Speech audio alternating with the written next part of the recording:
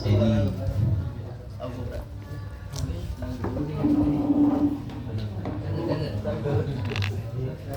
apa itu Mas Dian? FB.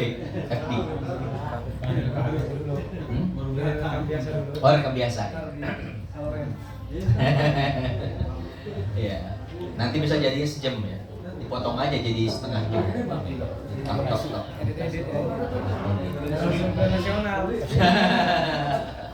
Palembang nyampe. Langsung Palembang nyampe. Hari kita penutupan di Palembang.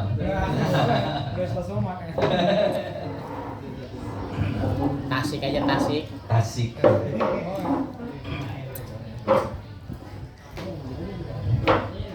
Di Garut ntar kita penutupan ya di Darajat Pas. Wih. Penutupan kita ya. Oh, boleh. Di Darajat Pas. Sambil berenang gitu. Ya, berenang apa? Air hangat. Air hangat. Oke, deal. Itu bisa sampai subuh kita berenang. Langsung start dibikin panitianya sama. Atau di Guci ya di Tegal. Pada kampung. Atau di Gekbong. Oke, gekbong deketan. Ada becek aja. Kemis kajakan Gekbong. Jaga sampean kena mau Hari kita aja teman. Iya. Kita lanjut ya. Iya, lanjut. Siapa yang mau baca silakan. Ya, Sardi.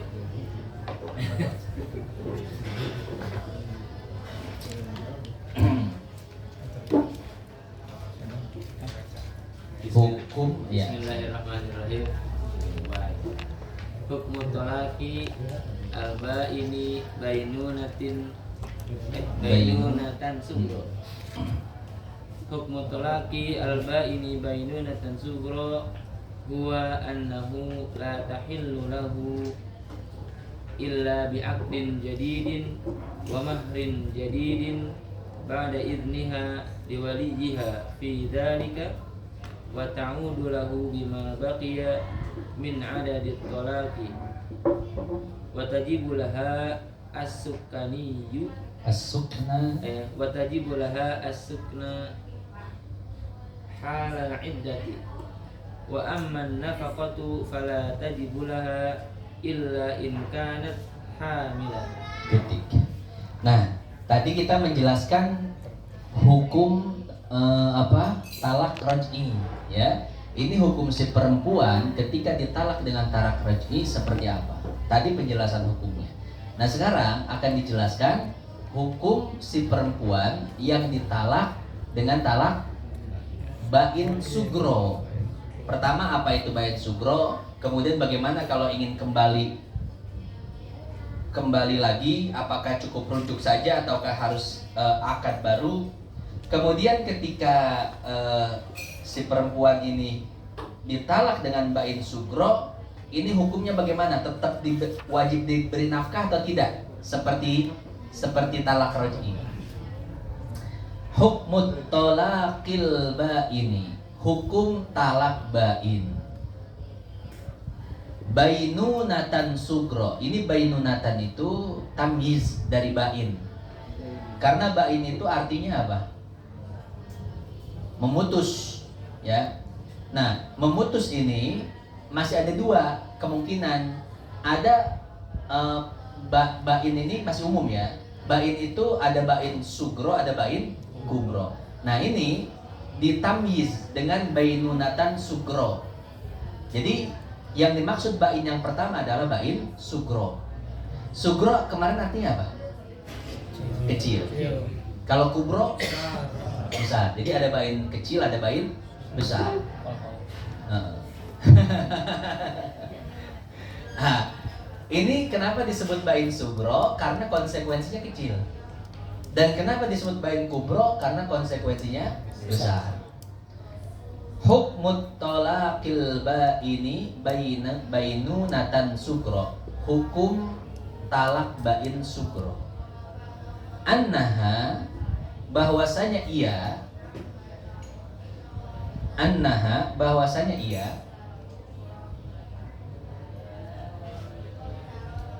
maksudnya ia itu si istri ya.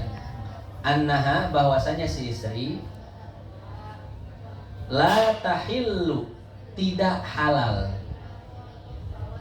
la tahillu tidak halal lahu bagi suami, lahu bagi suaminya, illa kecuali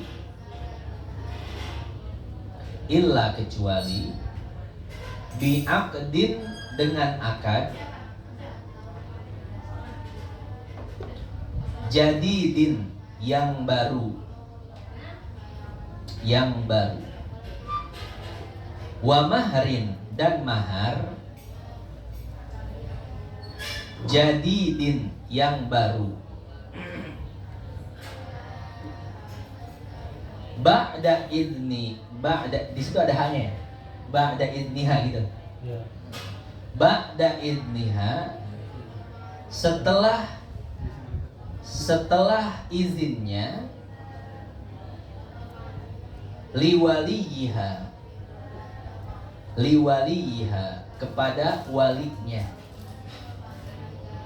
Ba'da idniha setelah izinnya, liwaliha kepada walinya.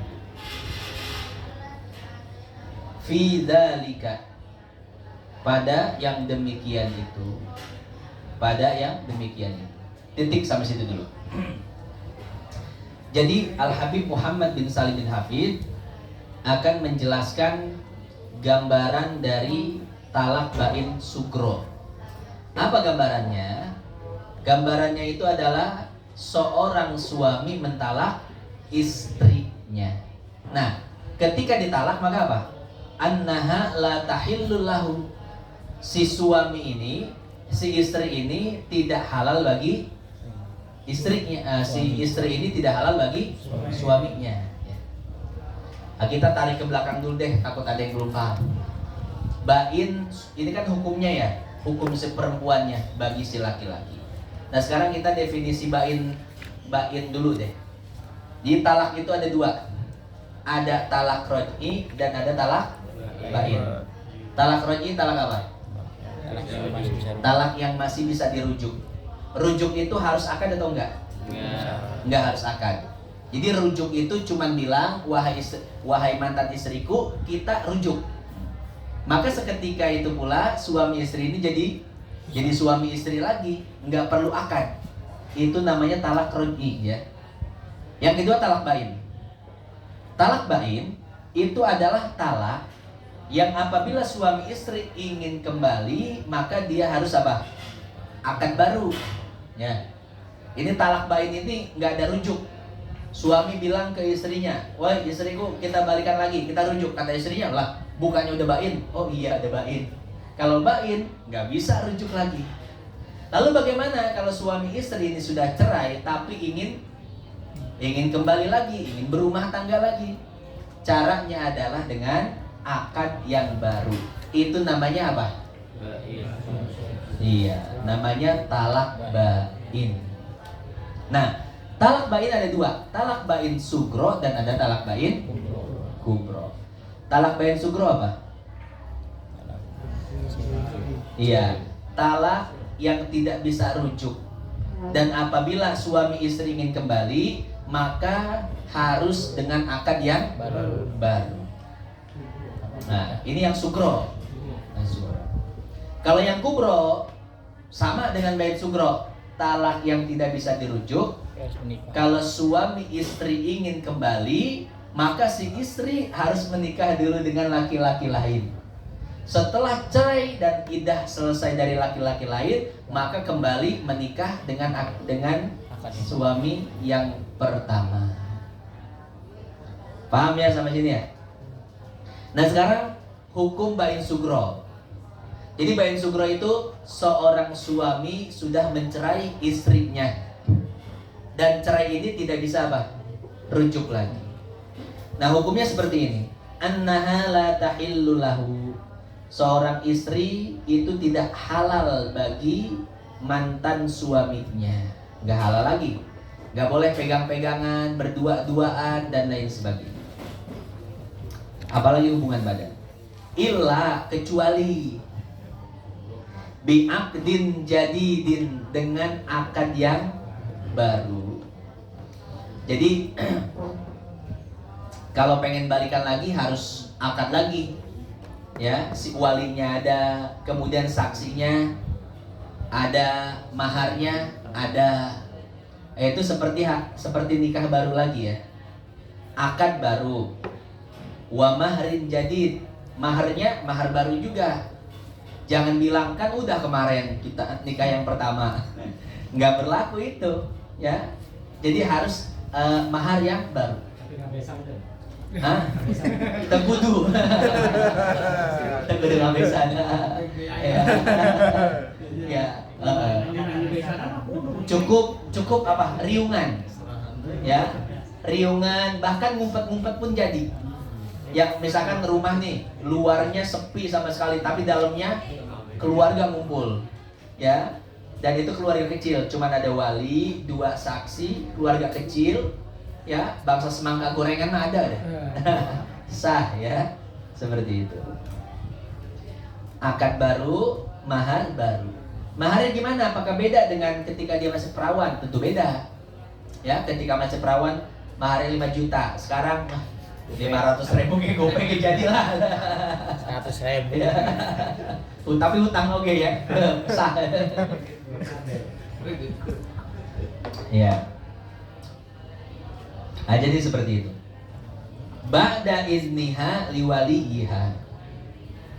Setelah si perempuan memberi izin kepada walinya. Ya. Jadi ini kan status si perempuan udah janda berarti ya. Janda ingin kembali menikah dengan mantan suaminya. Nah, janda itu nggak bisa dipaksa nikah. Beda dengan anak perawan. Ya, Pak D punya anak perawan. Kemudian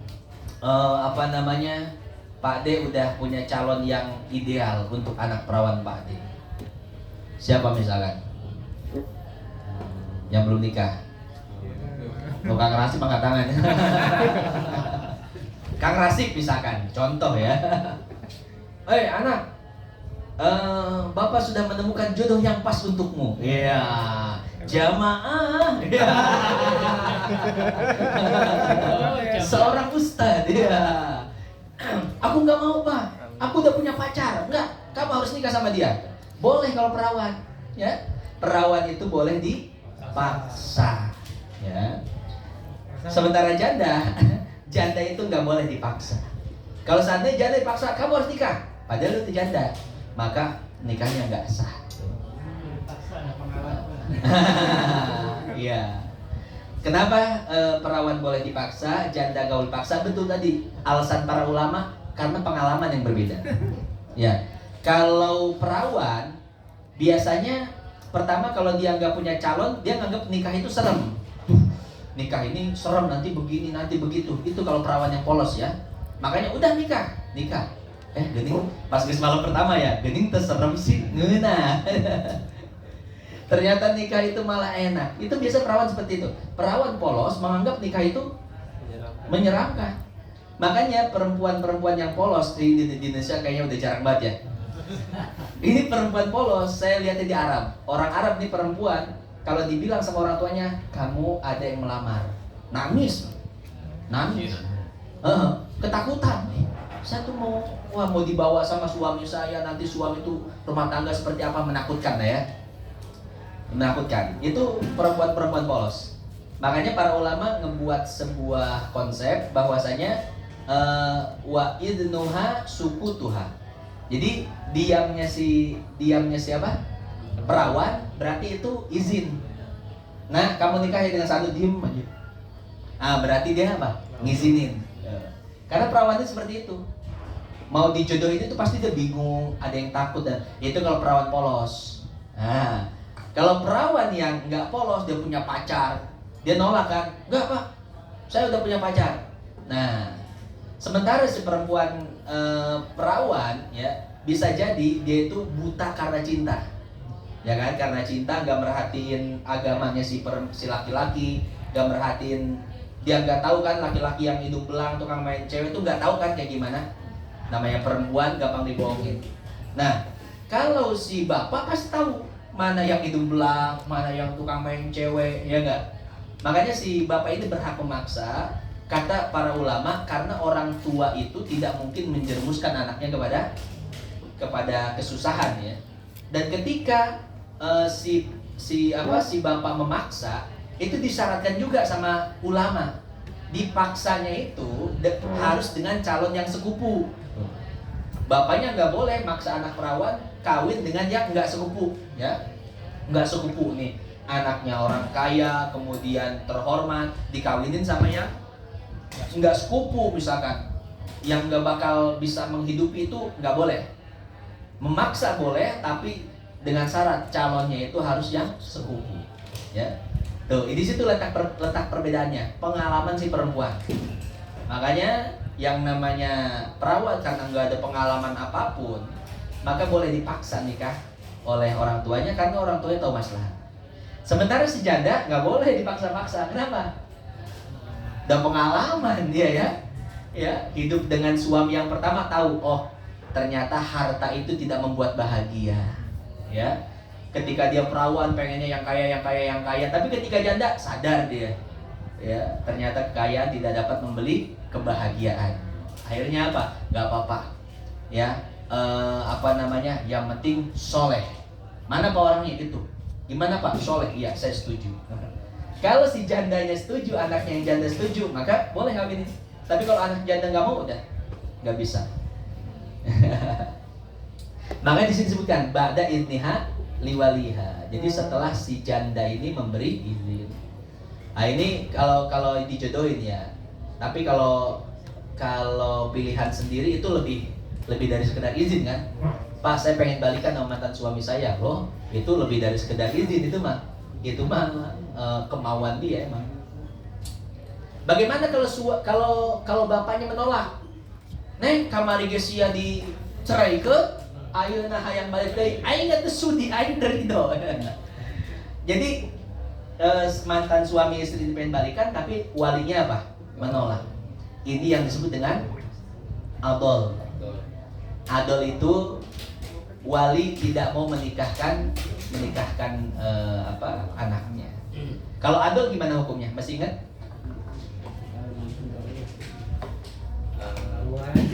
Iya. Boleh mencari wali hakim.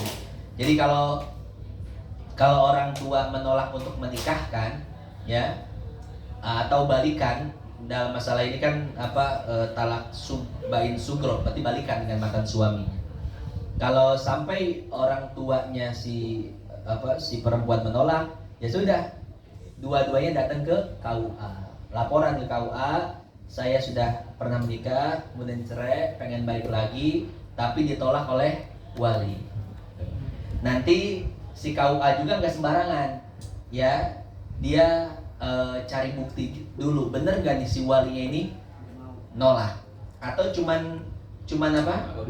Modus doang ini, pengen kawin cepet, ya, dan lain sebagainya. Nah, di situ ya, ba'da idniha liwaliha fi dzalik titik. Lanjut. Wa ta'udu lahu, dan si perempuan kembali kepada suaminya.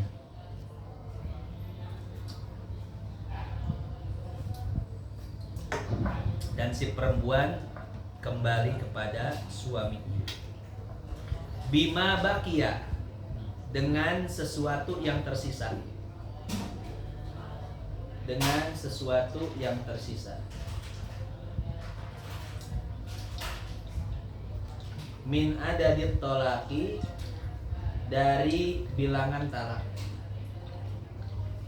Min adadit tolaki, dari bilangan talak.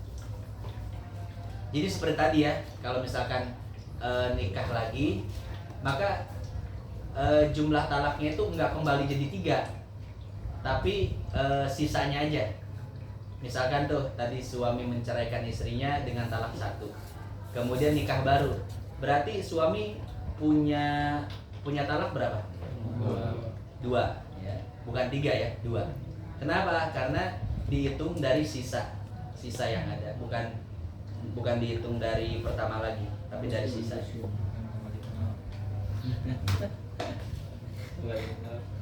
Watajibu lahas sukna. Watajibu dan wajib. Watajibu dan wajib. Laha bagi istri. Laha bagi istri. As-sukna tempat tinggal. As-sukna tempat tinggal. Wazan fu'la. Halal iddati ketika masa iddah. Halal iddati ketika masa iddah. Titik sampai situ. Jadi ketika suami menceraikan istrinya dan istrinya masih dalam masa iddah, suami itu tetap wajib memberikan apa? Tempat tinggal.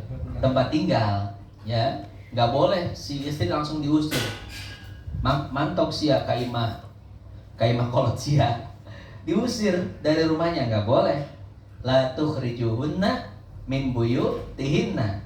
Janganlah kalian mengeluarkan mereka dari rumah-rumah mereka. Kenapa? Karena suami yang mentalak istrinya dengan talak bain sugro masih tetap wajib memberikan tempat tinggal. Bagaimana nafkah? Wajib gak dikasih nafkah? Nah, ini terusannya. Wa amman nafaqatu. Wa amma dan adapun. Wa amma dan adapun. An nafaqatu nafkah. An nafaqatu nafkah. Fala maka tidak. Fala maka tidak. Tajibu wajib. Tajibu wajib. Laha bagi si istri. Laha bagi si istri. Illa kecuali in kanat apabila si istri tersebut. In kanat apabila si istri hamilan, hamil. Titik sampai situ. Ini berbicara tentang masalah nafkah. Si istri yang ditalak dengan bain sugro wajib diberi nafkah atau tidak? Di sini dikatakan dilihat dulu hamil atau enggak, ya. Kalau seandainya si istri itu hamil, maka wajib diberi nafkah. Tapi wajib diberi nafkah bukan karena si istrinya, tapi karena anak yang sedang dikandung. Makanya apabila si istri tidak hamil, maka tidak wajib diberi nafkah. Ini beda ya dengan talak roj'i. Kalau talak roj'i itu yang putus cuman hubungannya saja, adapun kewajibannya terus. Nafkah makan, minum, baju, kemudian rumah itu masih terus berjalan terus, ya, kecuali alat-alat kebersihan tadi.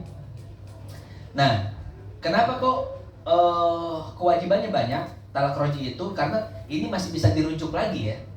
Jadi walaupun udah jadi mantan, mantannya nggak terlalu jauh karena masih bisa dirujuk. Beda dengan talak bain sugro. Bain sugro ini sudah agak jauh, makanya kewajibannya sedikit. Nafkah nggak wajib kalau nggak hamil. Kalau hamil baru wajib, itu pun karena apa? Kehamilannya, bukan karena si istrinya. Kemudian apalagi?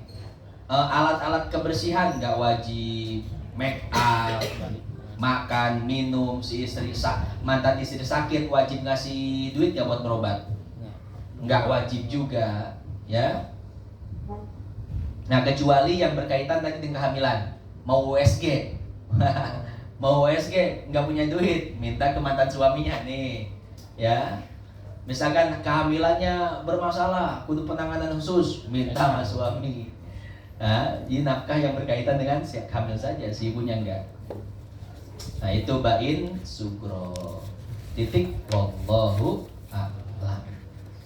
Nah, jadi seperti itu ya, itu hukum talak bain sugro. Insyaallah pada kesempatan berikutnya ini bain kubro.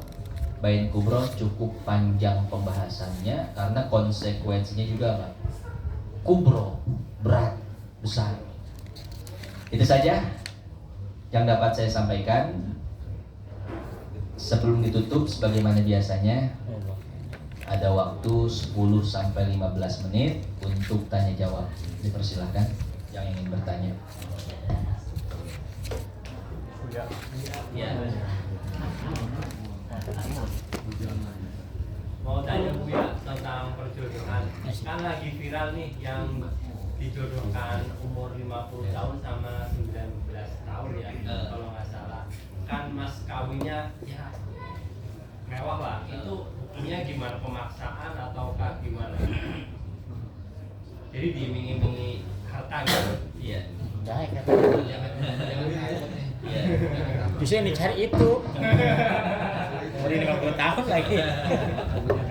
Warisan terus. Mending tua tapi berduit daripada bujangan. Ada duitnya.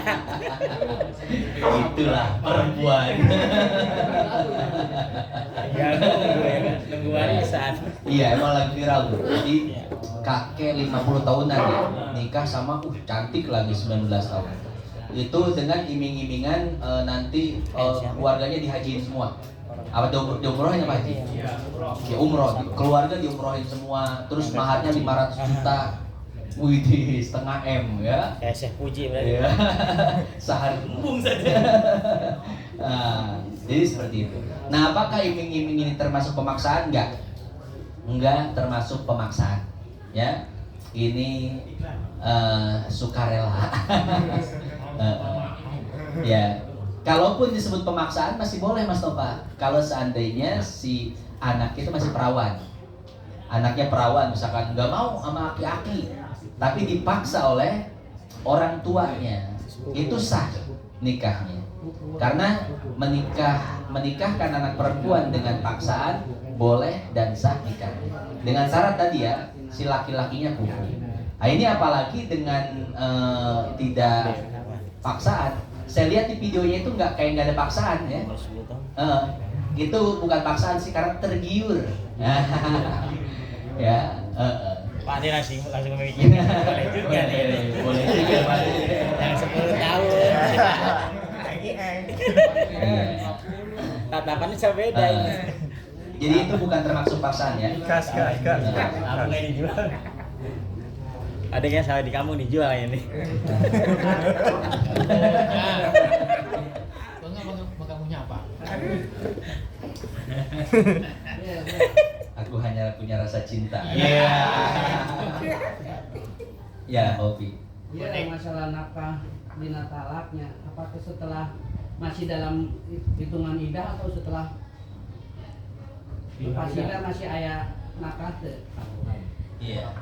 Jadi nafkah untuk mantan istri ya, itu hanya berlaku hanya semasa masa iddah saja, ya.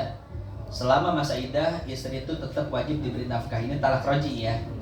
Tapi kalau iddahnya sudah selesai, udah nggak wajib lagi. Itu udah masing-masing. Menjadi bain itu maksudnya. Iya, berarti udah jadi bain. Jadi kalau udah habis masa iddahnya jadi bain. Kalau bain udah nggak wajib memberi nafkah. Cuman wala tansaul fadla bainakum. Jadi perintah dari Allah, bukan perintah sih, nasihat. Walaupun sudah berpisah, sudah bain, tapi kalian jangan pernah melupakan kenangan kalian dulu, kata Allah. Jadi walaupun sudah berpisah tapi harus tetap berbuat baik, ya.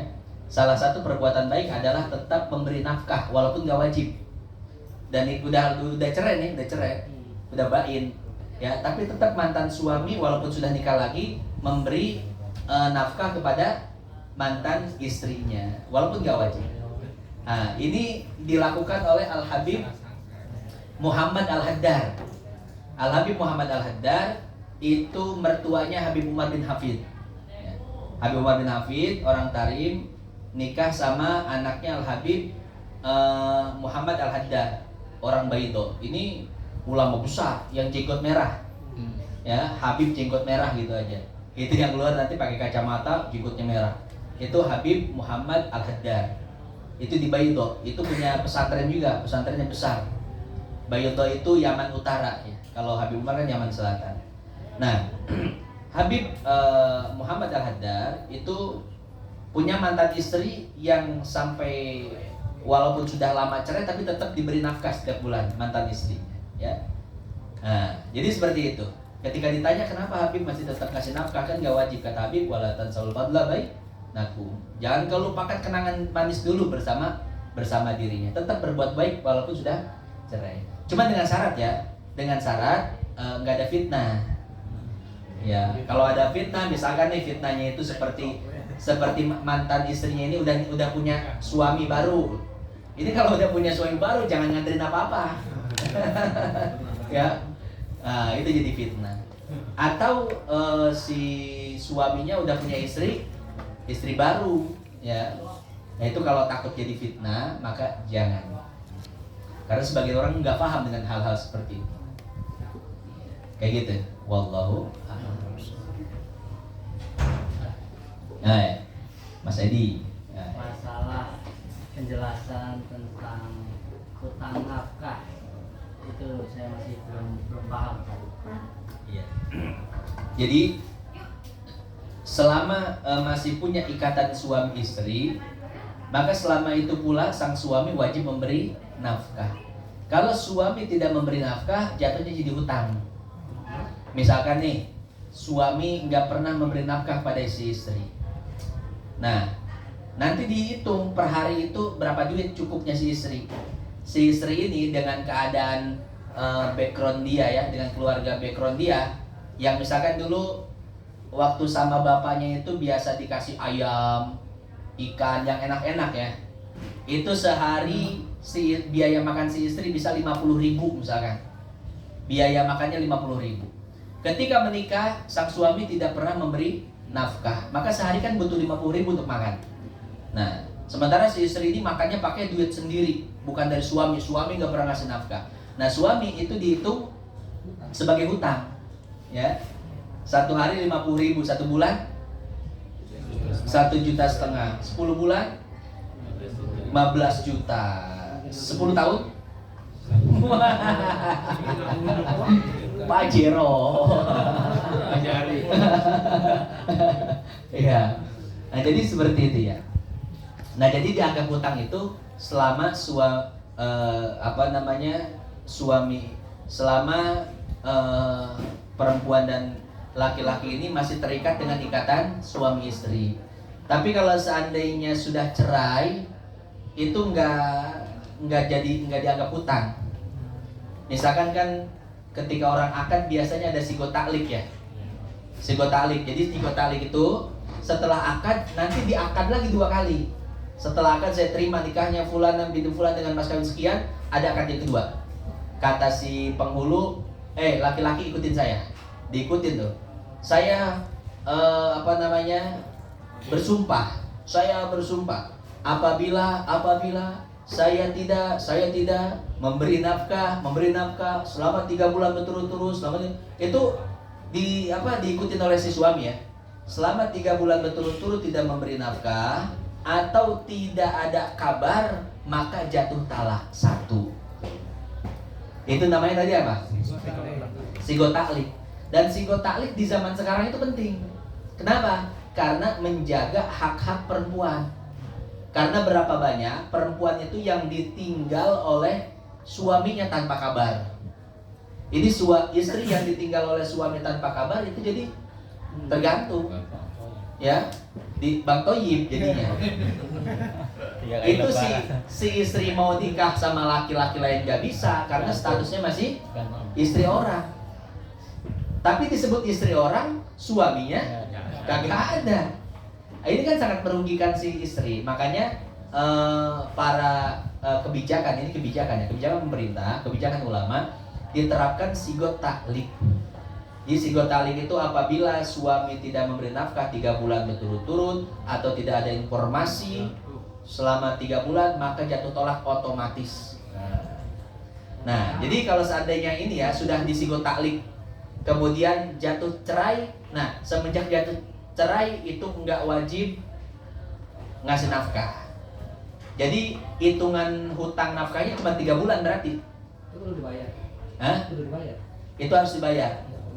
Jadi selama 3 bulan tidak memberi nafkah, itu kan jatuh talak, itu harus dibayar. Kecuali si istri ridho. Udah bang, nggak usah dibayar. Saya ikhlas. Ya. Iya. Ya jadi seperti itu ya. Nah, coba dulu, Mas Adi. Kalau yang kayak tadi itu suami yang disikotali itu, gimana kalau kebalikannya? Seumpama si istri yang ninggalin suaminya gitu, kalau kejadian seperti itu. Kalau istri ninggalin suami aman. Mau disigot tali atau enggak aman.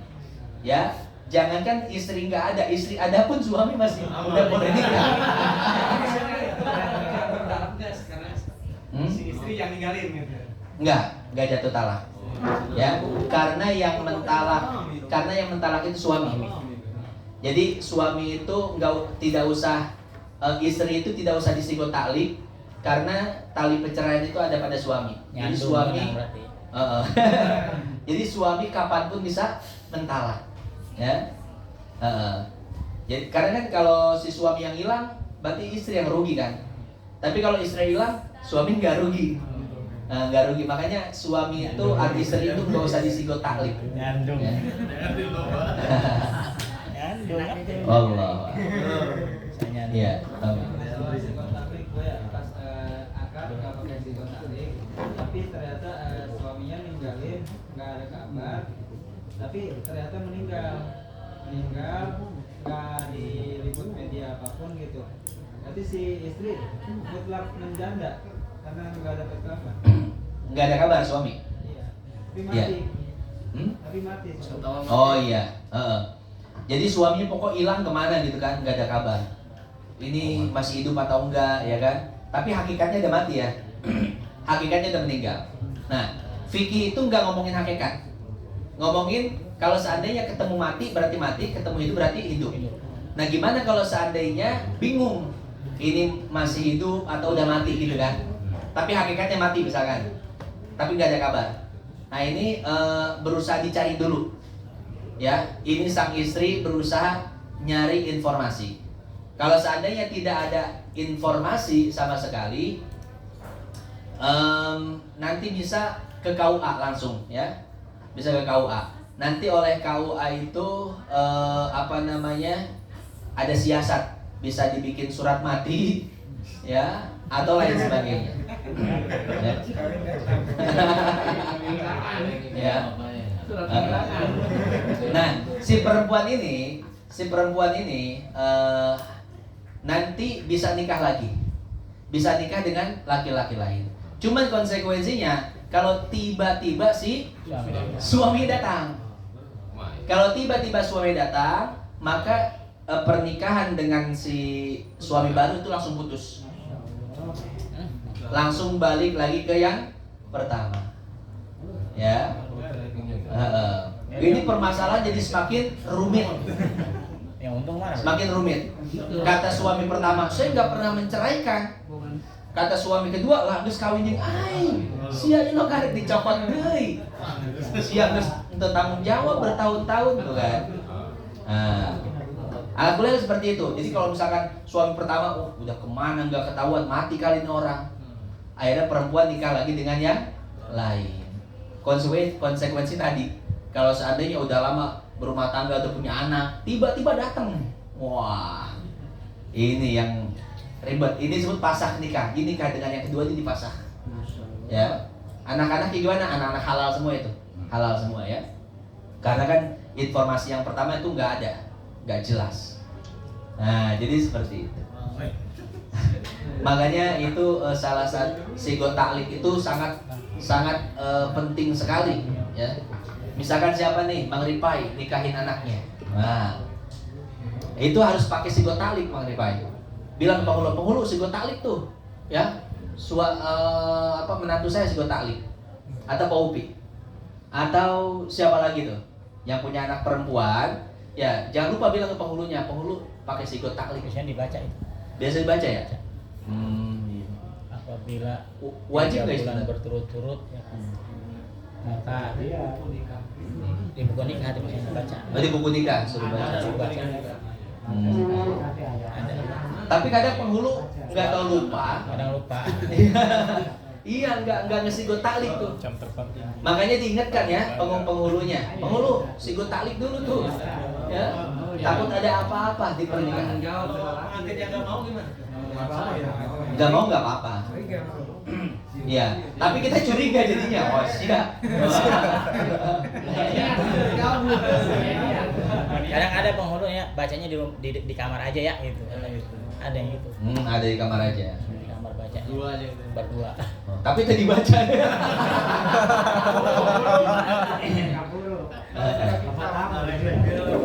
Iya. Iya. Menikah lagi oh ya. Dan bagusnya itu emang dibaca di depan umum. Iya, biasa dibaca. Iya. Biar yang lain mendengar semua. Heeh. Wah, 3 bulan gak kasih nafkah, berarti cerai nih. Wah, akhirnya diculik suami. Udah 3 bulan, udah jadi janda nih. Kembang desa ini. Ya, jadi seperti itu ya. Sigot taklik luar biasa. Allah. Kalau ada yang sebutan, kira sebutan. Kalau udah dibacain psikotalik, terus mama nggak pulang, kan otomatis cerai. Nah, terus kalau istrinya nikah terus udah nikah dia pulang lagi gimana? Iya, jadi pernikahan yang kedua itu dibatalkan, fasakh. Kayak tadi putus. Anu yang pertama tadi. Iya, tetap jadi istri yang pertama. Tapi tadi kan udah cerai gitu. Ini sudah talik. Dengan psikotalik. Oh, dengan sigot taklik. Iya. Oh, kalau udah ada sigot takliknya udah cerai berarti. Iya. Nah, kalau misalkan yang pertama kembali lagi itu nggak pengaruh, Udah cerai. udah cerai. Ganda. Ya. 3 bulan. Otomatis. Ada udah berapa bulan? 4 bulan belum pulang.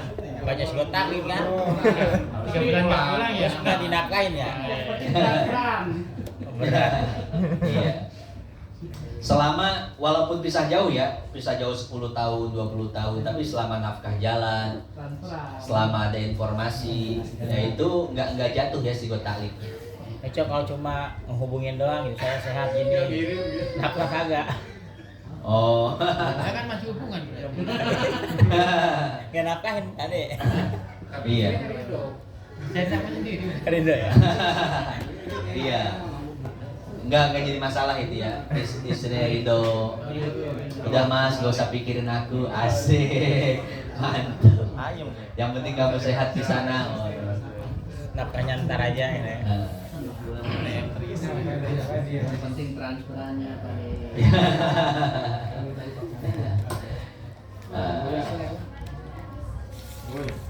Iya.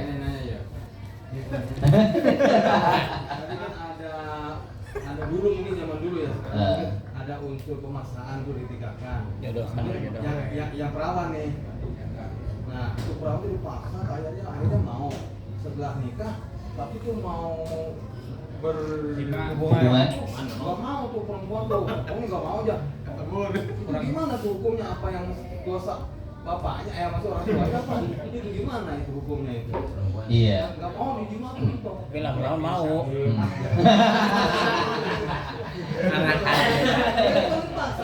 Iya. Iya. Itu emang kalau dijodohkan itu pertama-tama biasa ya. Biasa sehari 2 hari nggak mau, seminggu nggak mau. Tapi lama-lama Obat mau. anaknya sudah banyak anak. Lama-lama mau. Kalau misalkan nggak mau terus, misalkan udah 2 tahun itu nggak, yang dosa itu perempuannya, bukan orang tuanya. Ya. Begitu lu anaknya lagi. Mau Tapi nggak mungkin ya, nggak mungkin pasti gitu aja. Walaupun nggak cinta, pasti Lama-lama ada ibu-ibu anak 3 cerita. Ada ibu-ibu anak 3 cerita gitu. Ini cerita biasa gosip ibu-ibu. Bu gimana Bu? Wah saya mah dari dulu nggak suka sama suami saya. Lah ibu anak 3. Beda lagi tuh urusannya. Suka sama begituan mah. suka palsu. Ya. Munafik namanya. Iya. Yang enggak, anaknya 3. Maka di sini kita sebagai orang tua harus bijaksana ya kepada anak kita gitu. Harus bijaksana. Jadi jangan sampai memaksa anak kita sementara dia tidak cinta. Saya banyak melihat rumah tangga yang seperti itu. Ya, jadi tapi karena istrinya itu solehah, dipaksa nih nikah dengan laki-laki nggak suka. Sampai sekarang punya anak 2 nggak suka. Cuman karena istrinya solehah, ya jadi nurutin aja kewajiban. Balik. Wallahu. Ya kita baca Al-Fatihah ya. Ada informasi Bu ya sedikit saya. Oh iya informasi. Al-Fatihah. A'udzubillahi minasyaitonir rajim. Alhamdulillahirabbil Iya kenapa iya kan nasta'in. Siratal ladzina an'amta 'alaihim ghairil maghdubi 'alaihim waladdallin. Amin. Allahumma bihaqqil Fatihah wa bisirril Fatihah ya farijal ham ya kashifal gham ya man yahdi ya firman Rabbil alamin Allahumma tahiyatu bi assalamu alaikum amin. Dari saya sekian, hadana Allah ya ajmain. Wassalamualaikum warahmatullahi wabarakatuh. Informasi dari Ustaz Samsul.